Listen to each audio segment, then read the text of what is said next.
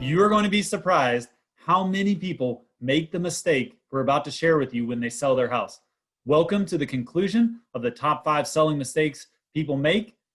Here we go. Hey, Ashton, let's hit one more mistake that sellers make. This one, honestly, it's not a financial mistake, but this is a mistake that from a lifestyle standpoint, this could be your absolute biggest mistake because it could cause you the biggest hassle and headache. And it happens the most when people are in this situation where they have great offers. What's this final mistake that I think people are going to be surprised to hear you say? Yeah, so it's not asking for possession after closing. So not asking for some time in the house to get moved out once you have closed. And the great thing about those, the other 2 strategies when you get that we just spoke about, when you get those right, you actually tee yourself up to get this one because it's not always possible. It's all a negotiation. However, you know, when our sellers are in a favorable negotiation position, we want to get everything out of that we can. Yeah. And for most of our clients, having a day or 2 to move out post closing. So once they've got that money in hand, they can buy their next place or move out of state, whatever they need to do.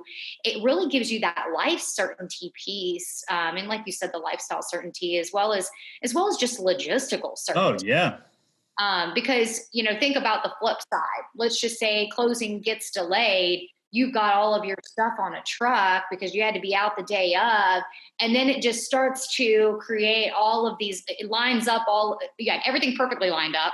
And now all of those dominoes aren't falling into place. And on the flip side, when we give ourselves a little bit of a buffer and we give ourselves a little bit of time, and most buyers are okay with giving you that time if we ask for it, then it puts the seller in a really nice position to be able to buy their next place, be able to move at a little bit more of a leisurely pace.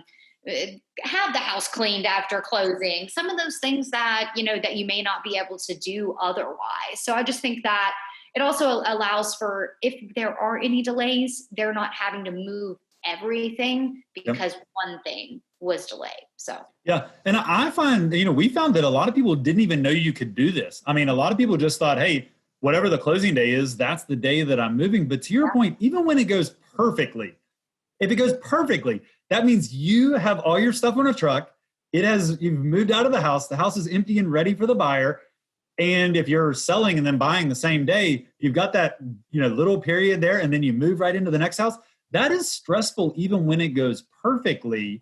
And man, if you can get that buffer when it goes perfectly, it's great. And to your point, even better, if something does get messed up, you do have that buffer there. So, you know, that third mistake, not asking for possession after closing. Most people don't even know they're making this mistake because they didn't know they could do it. I would agree 100%. And it boils down to why we strategize so specifically with our clients, because we do want to make sure that we get every little bit of those elements right. And we know what we want so that we can negotiate effectively.